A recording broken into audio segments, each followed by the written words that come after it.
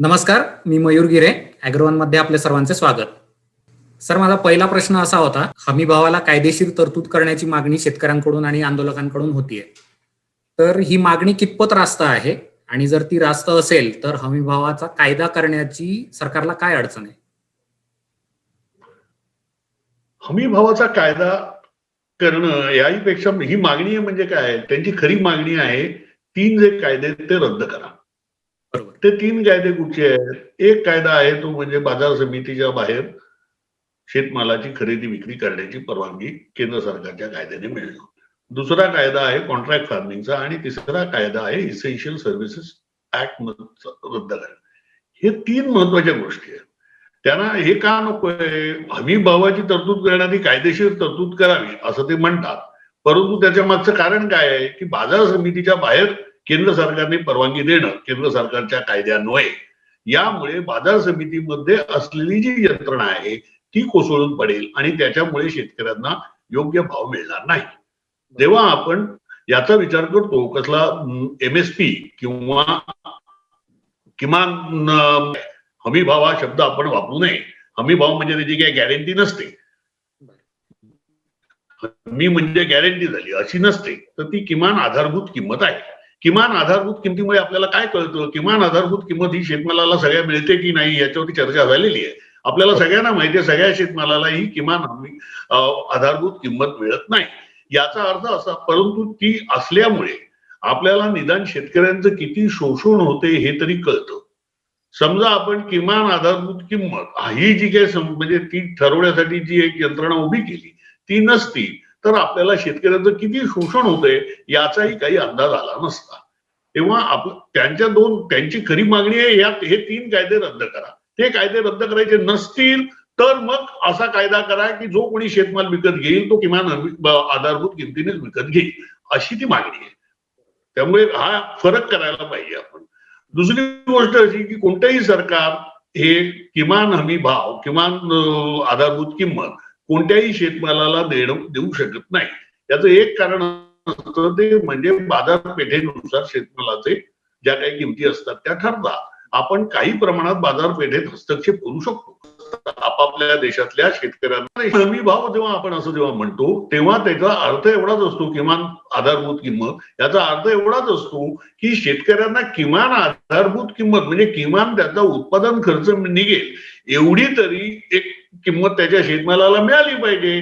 ती मिळत नसेल तर आपल्याला त्याचं किती शोषण होतंय, त्याची किती नाडवणूक होते हे तरी कळेल. आणि एक अशी यंत्रणा हवी की जी शेतमालाला अशा प्रकारचं दर देऊ शकेल. तर शेतकरी आंदोलकांचं म्हणणं असं आहे की हे जे 3 कायदे यामुळे अशा प्रकारची हमी आम्हाला मिळत नाही. हा त्यातला मूळ वादाचा मुद्दा आहे.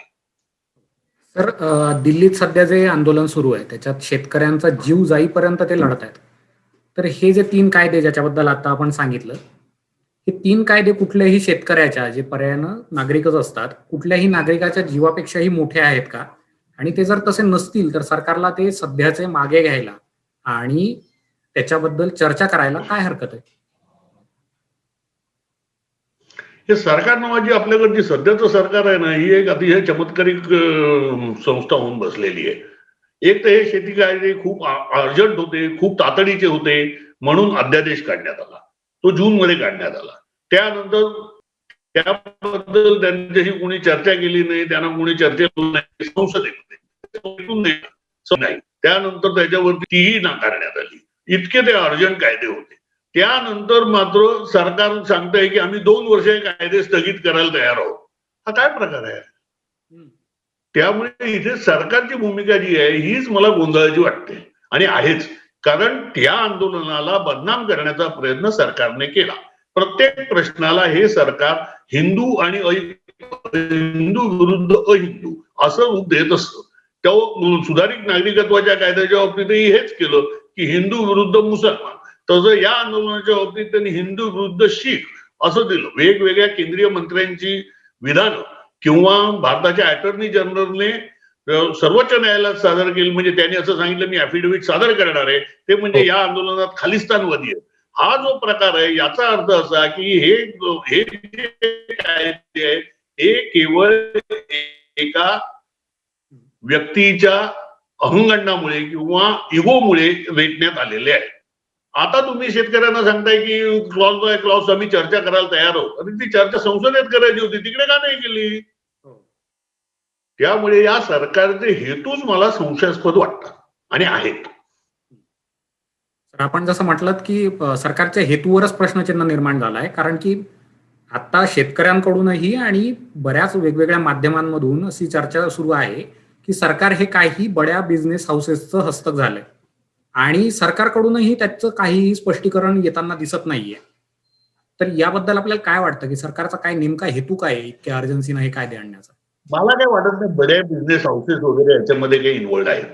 एक तर अंबानी अदानी यांनी सांगितलंय की आमचा काही काय त्या किमान आधारभूत किमतीला आमचा विरोध नाहीये, ती असली पाहिजे वगैरे सगळ्यांनी सांगितलेलं आहे. इथे या बड्या बिझनेस हाऊसेसचा काही प्रश्न नाही आहे. कोणतंही कितीही बडं बिझनेस हाऊसेस असलं ना तरी अमूल सारखी इन्व्हेस्टमेंट कोणी करणार नाही. कोणीही एमएसपी म्हणजे ती किमान आधारभूत किंमत देण्यासाठी जी काही यंत्रणा भारत सरकारने उभारलेली आहे, ज्या सरकारच्या मदतीने, अशा प्रकारची यंत्रणा यापैकी एकही भांडवलदार करणार नाही. आणि एकाही भांडवलदाराला तुमच्या जमिनी हडप करण्यातही काही रस नाहीये. कोण कशाला हडप करेल जमिनी? कारण त्या जमिनी घेतल्या तर त्या कसणार कोण? म्हणजे तिकडे तो काय भांडवलदार आणखी पोलीस नेऊन ठेवणार आहे ती जमीन राखायला? असं काही व्हायचं नाहीये. किंवा ते आंदोलकांचा जो दावा आहे आणि त्यांनी, पण त्याच्यातनं एक दिसतं असं की आंदोलकांनी एक स्पेसिफिक 2 उद्योग समूहांना लक्ष केलेलं आहे. आणि हे एकंदर सरकारच्या दृष्टीने, म्हणजे सरकार हे या 2 ग्रुपचं आहे अशा प्रकारचा एक मेसेज किंवा अशा प्रकारची जी एक धारणा आंदोलकांची बनलेली आहे, ही सरकारच्या दृष्टीने अतिशय वाईट आहे.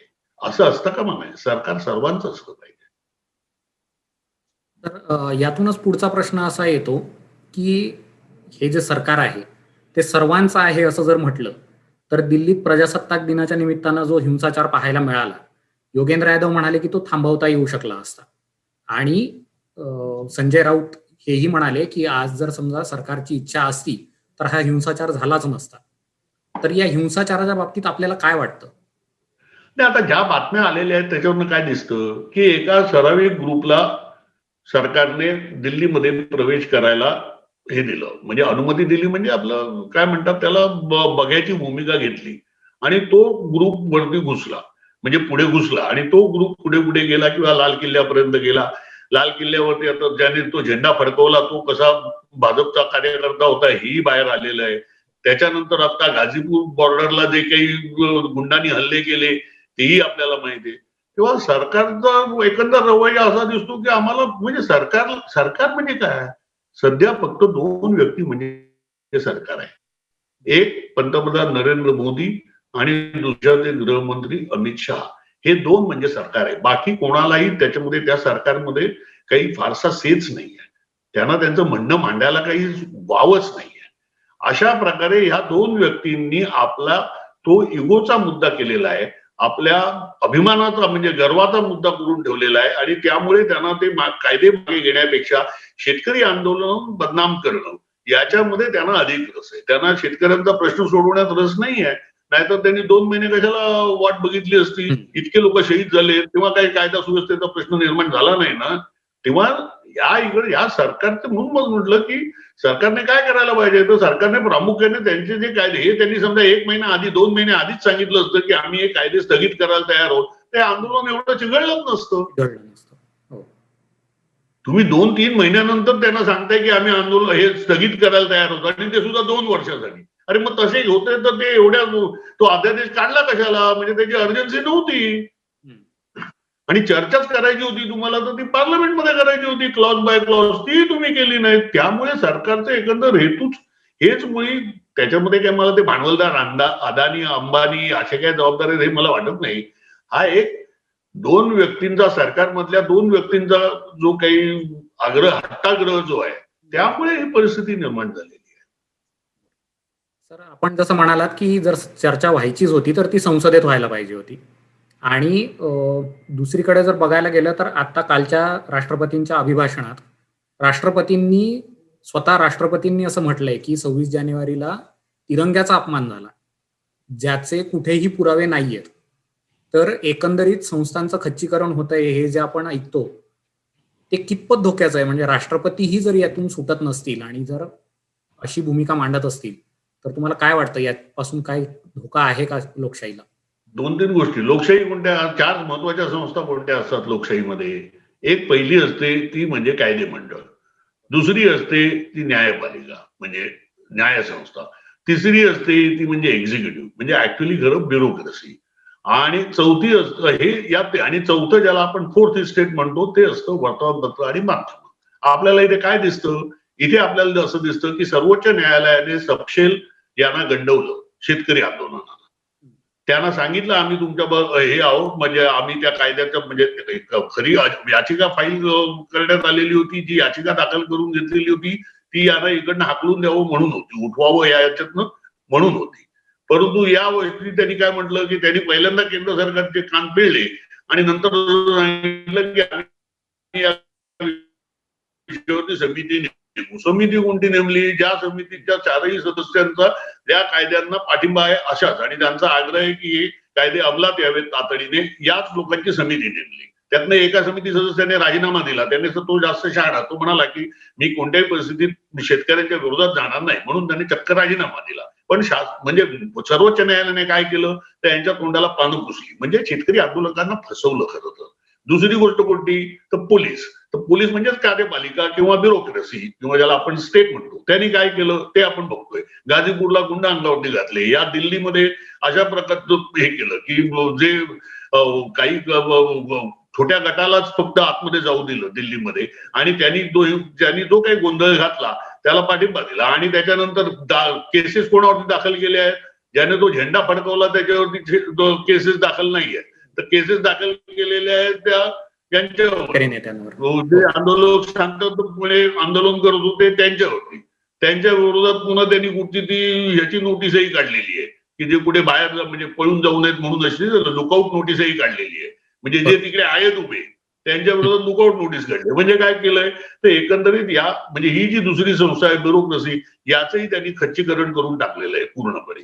तिसरं उरलं कायदे मंडळ. कायदे मंडळाबाबत मी म्हटलंच की यांनी कुठच्याच कायद्यावरती चर्चाच म्हणजे कायदे मंडळामध्ये कायद्यावरती चर्चा व्हायला हवी हीच या संस्था या सरकारने टाळली. आणि हे म्हणजे दरवेळेला होतेच असे नाही. कायदे मंडळात काही काही कायदे असेच म्हणजे संसदीय कामकाजामध्ये कधी कधी गोंधळामध्ये पार पडतं.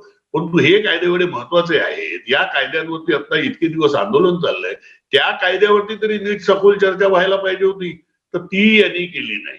म्हणजे काय म्हणजे आता मी म्हटलं की हे जे चारही काम आणि वर्तमानपत्र किंवा आपण म्हणूया टेलिव्हिजन चॅनेल्स म्हणजे प्रामुख्याने एक मास मीडिया आपण म्हणू म्हणजे त्याला सध्याच्या भाषेतलं आपण मी मास मीडिया म्हणजे लोंढा प्रसार माध्यम म्हणतो. ही लोंढा प्रसार माध्यम आहेत यांनी सरकारचीच तळी उचलून धरली प्रामुख्याने टेलिव्हिजन चॅनेल्सनी आणि त्यांनी उलट दिल्लीमध्ये म्हणजे काय हे शेतकरी आंदोलक कसे हे आहेत देश विरोधी आहेत हे सांगण्याचं काम केलं. अशा प्रकारे या सगळ्या संस्थांचे या संस्था मोडकळीला आणणं त्याचं खच्चीकरण करणं हे पद्धतशीरपणे या सरकारच्या काळात होत आहे. त्याच्यात तेच नेमकं त्याच प्रतिबिंब हे राष्ट्रपतींच्या भाषणात पडणं याच्यामुळे मला काही आश्चर्य वाटत नाही. कारण राष्ट्रपतींचं भाषण हे नेहमीच एक्झिक्युटिव्हने म्हणजे त्यांनी लिहून दिलेलं असतं सरकारने लिहून दिलेलं असतं. राष्ट्रपती स्वतःच्या मनातनं फक्त माझ्या अंदाजाने आभार प्रदर्शन पण नाही परंतु सुरुवात जी असते शुभेच्छा संदेश तेवढ्यात करू शकतात. बाकी सगळं जे असतं ते राष्ट्रपतींचं भाषण मंत्रिमंडळाने म्हणजे कॅबिनेटनेच लिहून दिलेलं असतं कार्यपालिकेनेच लिहून दिलेलं असतं. त्यामुळे ते आपल्याला त्याच्यामध्ये पाहायला मिळतं आणि हा अतिशय म्हणजे मुद्दा लोकशाही जातीय वगैरे याचा नाहीये. मुद्दा असा आहे की या लोकशाहीमध्ये जे गरीब लोक आहेत प्रामुख्याने शेतकरी यांची दखल घेतली जात नाहीये हा त्यातला गंभीर मुद्दा आहे. आणि अमेरिकेचं उदाहरण बघितलं तर अमेरिकेमध्ये ह्या सगळ्या संस्था मजबूत आहेत. जरी तो हा ट्रम्पने जरी गाढवपणा कितीही केला तरी आता तो बायडेन आला तर बायडेनने सगळे ट्रम्पचे निर्णय एका दिवसात फिरवायचा निर्णय घेतला. कारण ह्या सगळ्या संस्था मग प्रेस असेल आणि ज्युडिशरी असेल हे काही त्याच्या विरोधात गेलेले नाही म्हणजे ट्रम्पच्या बाजूने उभे राहिलेले नाही. ट्रम्पला ते काही उद्ध्वस्त नाही करता आलं. पण आपल्या देशामध्ये एकंदरीत म्हणजे मला असं वाटतं नाजूक स्थिती आहे. सर, आपण आता जो मुद्दा सांगितलात की गाझीपूर बॉर्डरवरती राकेश टिकैत आणि त्यांच्या सोबतीचे जे लोक आंदोलन करत होते, त्यांच्या आंदोलनाविरोधात युपी सरकारनं फतवाही जाहीर केला. राकेश टिकैतांचं म्हणणं आहे की तिथं त्यांनी गुंडही पाठवले होते. आता एकीकडे पाहायला गेलं तर टिकरी आणि सिंगू इथं जी बॉर्डर आहे त्याला पंजाबच्या शेतकऱ्यांचं, हरियाणाच्या शेतकऱ्यांचा आणि दुसरीकडे गाझीपूरला पश्चिम उत्तर प्रदेशच्या शेतकऱ्यांचं आंदोलन सुरू आहे. आता एकीकडून असं पाहता येतं की एकीकडून या आंदोलनाला धर्माचा आधार आहे आणि दुसरीकडून जातीचा आधार आहे. या दोन्हीही घटकांचा जेव्हा ही कोंडी फुटायला सुरुवात होईल की नाही आपल्याला माहिती नाही, पण जर का कोंडी फुटायला सुरुवात झाली तर या दोन घटकांचा याच्यात काय रोल असेल किंवा ते कितपत अडथळे म्हणून ठरतील? धर्माचा आणि जातीचा आधार आहे हे जरा ओव्हरस्टेट स्टेटमेंट झालं. ते काही त्यांची एकही मागणी धार्मिक किंवा जातीची नाहीये. पहिली गोष्ट, त्या मागण्या आहेत ते शेतकरी जे आहेत ते ज्या मागण्या करतात, आपण शेतकऱ्यांच्या जात आणि धर्म यांच्याबद्दल बोलतोय. आता ही गोष्ट खरी आहे, पण त्यांची एकही मागणी जातीय किंवा धार्मिक नाहीये. ते जे जाट आहेत ते जाट आता अशी मागणी करत नाहीयेत की जाटांना आरक्षण मिळालं पाहिजे याच्यासाठी काही आंदोलन सुरू नाहीये, किंवा शिखांना स्वतंत्र मतदारसंघ मिळाले पाहिजे, शिखांना आरक्षण मिळालं पाहिजे याच्यासाठी हे काही सुरू नाहीये, किंवा शिखांना म्हणजे पंजाबला हे मिळालं पाहिजे, काय चंदीगड शहर मिळालं पाहिजे आणि इतकं पाण्याचं वाटप, पाणी इतक्या नदीचं हरियाणाचं पाणी तोडलं पाहिजे, अशी काही मागणी नाही. पण सरकारचा तसा हेतू आहे या सगळ्या दोन्ही गोष्टींना आंदोलनाला असा रंग देण्याचा. मी त्याबद्दल पण त्याच्यामध्ये ही गोष्ट खरी आहे, ती म्हणजे पंजाबमध्ये माझ्या अंदाजाने 90 ते 95% जे शेतकरी आहेत हे शीख आहेत आणि त्यातही मोठ्या प्रमाणामध्ये म्हणजे 80-90% सगळे जाटच आहेत. आणि शीख असं म्हटल्यानंतर शीख माणसाची म्हणून एक काय म्हणायचं त्याला, एक पर्सनॅलिटी असते, एक व्यक्तिमत्व असतं. कारण प्रत्येक कम्युनिटीचा एक सामूहिक इतिहास असतो आणि तो प्रत्येकाच्या स्मृतीमध्ये असतो. जसं महाराष्ट्रामध्ये आपण शिवाजी महाराज म्हटल्यानंतर आपल्याला काही एक वेगळी भावना, आता तीच भावना इतर कोणाच्या बिगर मराठी माणसाच्या हृदयात ती निर्माण होणार नाही. याचा अर्थ तो काही शिवाजी महाराजांच्या विरोधी असं नाही, पण शिवाजी महाराज म्हटल्यानंतर महाराष्ट्रातली एक वेगळी भावना आहे. तसं शिखांचा इतिहास हा एवढा असा आहे, म्हणजे तो एक लक्षात घ्या, शिखांचा इतिहास आहे ना, शिखांमध्ये एक शपथ याला खूप महत्व आहे, शब्दाला खूप महत्व आहे. म्हणजे आता तुम्हाला सांगतो की शिखांनी शिक्षा देणं म्हणजे एखाद्याला ते तनखैया करार देतात, म्हणजे तनखैया म्हणतात. तनखैया म्हणजे काय, तर मोगल जे शिखांच्या विरोधात होते, मुघल साम्राज्य, ते जे लढायचे ते पगारी नोकर होते, ते पगारी सैनिक होते. या उलट खालसाचे जे सैनिक होते, शीख जे होते, हे पगारासाठी लढत नव्हते, ते धर्मासाठी लढत होते, अशी भावना आहे.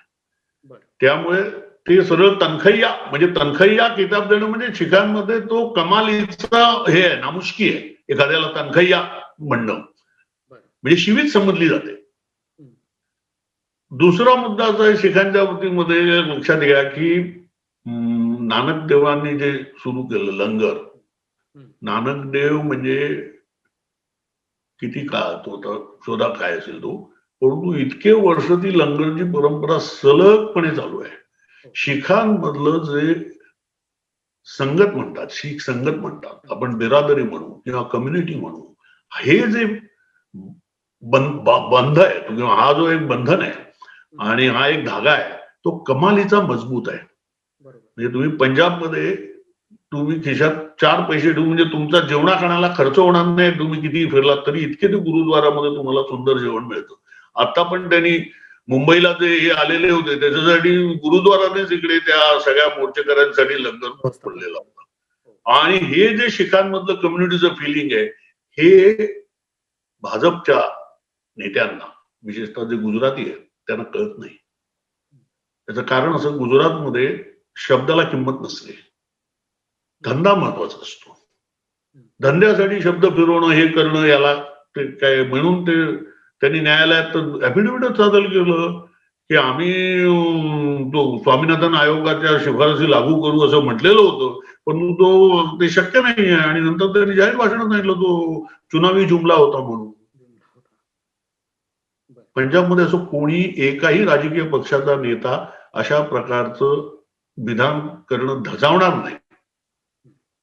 कारण प्रत्येकाने इथे शब्दासाठी त्यांनी प्राणार्पण केलेलं आहे, असा तो शिखांचा इतिहास आहे. आणि त्यामुळे शीख कम्युनिटी काय आहे, पंजाब काय आहे, हे न समजणारे लोकच आता सत्तेवर आहेत. त्यामुळे आता त्या आंदोलनाला असा रंग देण्याचा प्रयत्न होतोय आणि तो अतिशय दुर्दैवी आणि धोकादायक आहे. कारण शिखांची लॉयल्टी आहे किंवा त्यांच्या निष्ठा आहेत भारतावरती आणि या भूमीवरती, म्हणूनच खालिस्तान आंदोलन मोडकळीला आलं, अन्यथा येऊ शकलं नसतं. आपण आता प्रांतांबद्दल बोलतोच आहात, तर आपण महाराष्ट्रातल्या नेत्यांचंही आंदोलन पाहिलं. म्हणजे महाराष्ट्रातलेही नेते मोर्चा घेऊन मुंबईला गेले होते. त्यापूर्वी त्यांनी दिल्लीलाही भेट दिली होती.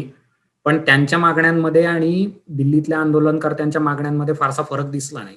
खरं तर ही वेळ होती की कांदा उत्पादकांचे प्रश्न, त्यानंतर तेलबिया उत्पादकांचे प्रश्न, हे सगळे मुद्दे आपल्या शेतकरी नेत्यांनी मांडायला पाहिजे होते, पण ते काही तसे दिसले नाही.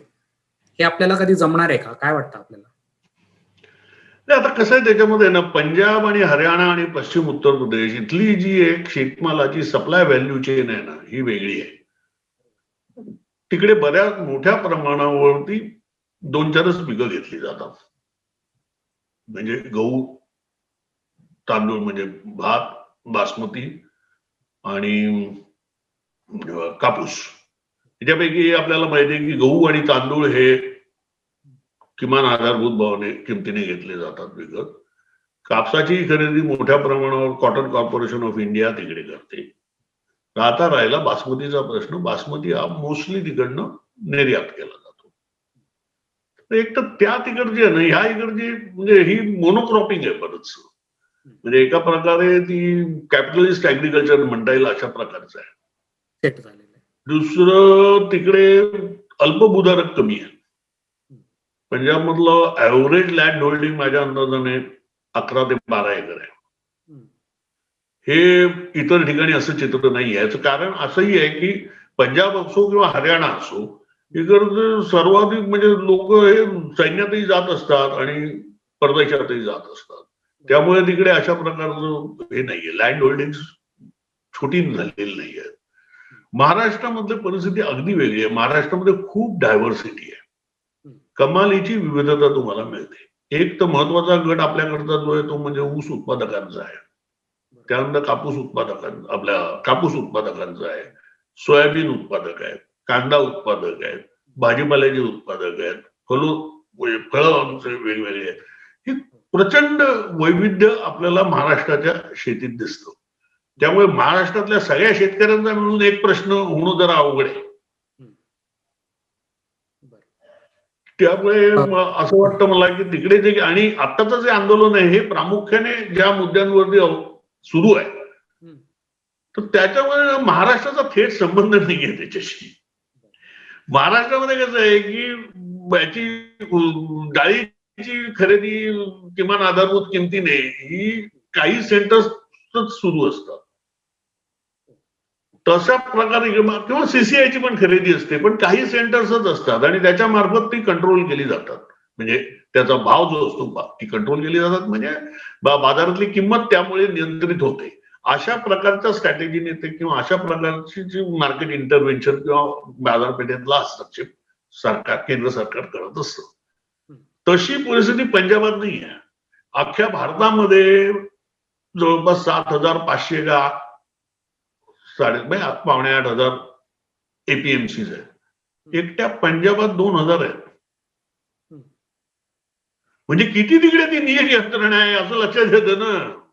असं नाहीये इतर ठिकाणी. त्यामुळे या विषयावरती पण प्रत्येकाच्या आपल्याकडच्या सप्लाय व्हॅल्यू चेन वेगळ्या आहे. डाळिंब कोण जातोय विकायला, कोणता शेतकरी डाळिंब एपीएमसी मध्ये विकायला घेऊन जातो, कोणता शेतकरी द्राक्ष, याच्यामध्ये फार कमी आहेत असे शेतकरी असलेच तर की एपीएमसी मध्ये आम्ही डाळिंब द्राक्ष वगैरे नेतो. नेत नाही. बराचसा माल हा बाहेरच विकला जातो, बांधावरच आज म्हणजे कोणताही कायदा होण्याच्या आधीपासूनच तो बांधावरती विकला जातोय. त्यांची एक एक्सपोर्टची म्हणजे द्राक्षाच्या एक्सपोर्टची एक स्वतंत्र सप्लाय व्हॅल्यू चेन आहे ते नाही. किंवा हो. आता आपल्याकडच्या त्या सप्लाय व्हॅल्यू चेन वेगवेगळे आहेत ना. हम्म. त्यामुळेच मुद्दा असा आहे की एकाच प्रकारचा कायदा आपल्या देशातल्या सगळ्या पिकांच्या सप्लाय व्हॅल्यू चेनला लागू करणं हा गाढवपणा आहे. तो त्या त्या राज्यांना विश्वासात घेऊन त्या बदल करायला हवे. तर काल अण्णा हजारे जे आहेत त्यांनी जे उपोषण करायचं होतं ते त्यांनी मागे घेतलं. त्याच्यासाठी त्यांनी वेगवेगळी कारणंही दिली आहेत. त्याच्यातलं एक कारण त्यांनी दिल्लीतल्या हिंसाचाराबद्दलही दिलं आणि दुसरं म्हणजे सरकारचे प्रतिनिधी मला येऊन भेटले आणि माझ्या ज्या मागण्या होत्या त्या संदर्भात त्यांनी एक समिती बनवली आहे आणि त्या समितीला मी वेळ देणार आहे असं म्हणून त्यांनी उपोषण स्थगित केलंय. या बाबतीत आपल्याला काय वाटतं? अण्णांचं टायमिंग जे आहे त्याबद्दल काय म्हणायचं आपल्याला? नंतर काय अण्णांनी गेस्ट अपीअरन्स दिला म्हणजे पाहुणे कलाकार म्हणून ते या आंदोलनात आले आणि गेले.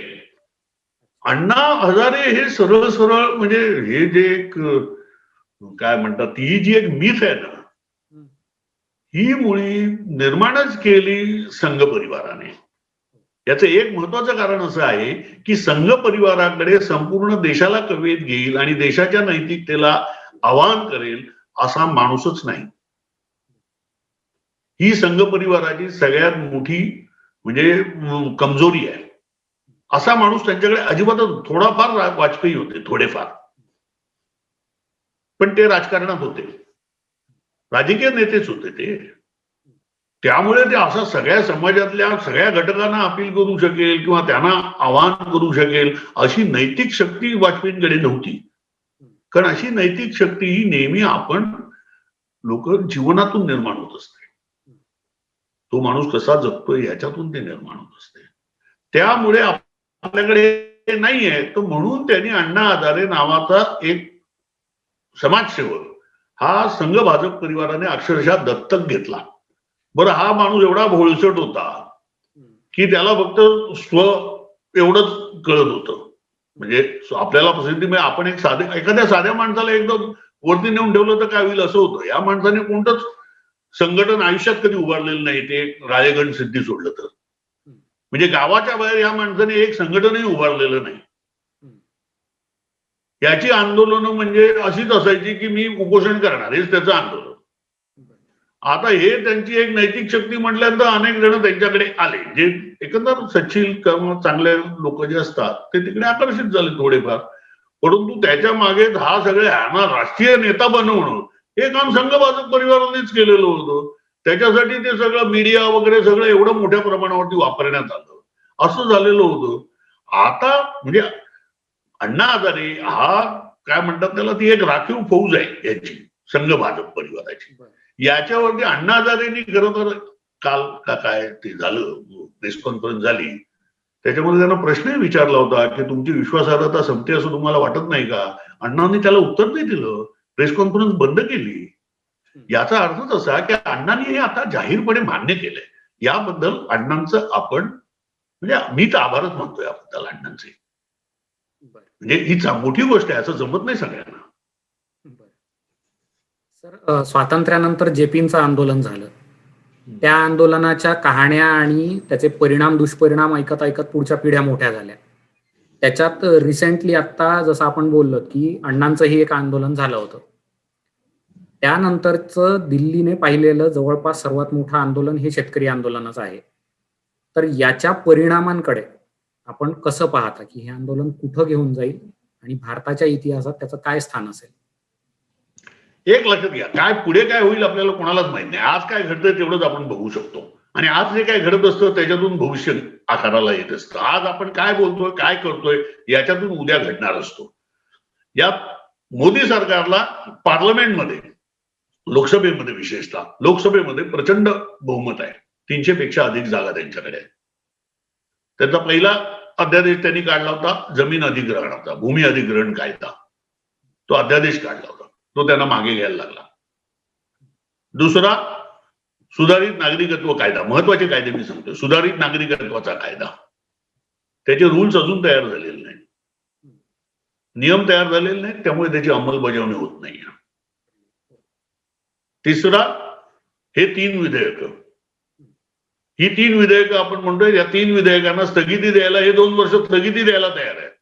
याचा अर्थ असा की मोदी सरकार या जन आंदोलन म्हणजे त्यांना कितीही पार्लमेंटमध्ये प्रचंड बहुमत असलं, त्यांच्याकडे गोदी मीडिया असला, त्यांच्या खिशात न्यायालय असलं, त्यांच्याकडे सगळ्या तपास यंत्रणा असल्या, ईडी सारख्या काही यंत्रणा काही असलं, तरी पण त्यांना आपण केलेले कायदे हे अंमलबजावणी त्याची करण्याची हिंमत होत नाहीये. हा लोकशक्तीचा सगळ्यात मोठा विजय आहे आणि मला असं वाटतं आपण त्याच्याकडे फोकस केलं पाहिजे. आपण त्याचं लक्ष दिलं पाहिजे की एवढं असून सुद्धा आपल्याकडे एवढी मेजॉरिटी असून सुद्धा एवढ्या मगाशी आपण म्हणतोय त्या सगळ्या संस्था म्हणतोय त्या संस्था यांच्या आश्रयाला तरी सुद्धा ही जी एक जन आंदोलन उभी राहतात, ही जनभावना आहे, याच्या विरोधात जाण्याचं धैर्य मोदी सरकारला दाखवता येत नाहीये. आता आणखीन पुढचे आणखीन 2024ला काय होईल आपल्याला माहिती नाही. धन्यवाद सर, आपण आलात आणि आपला मौल्यवान वेळ दिलात. आपण पाहत राहा ॲग्रोवन. थँक्यू.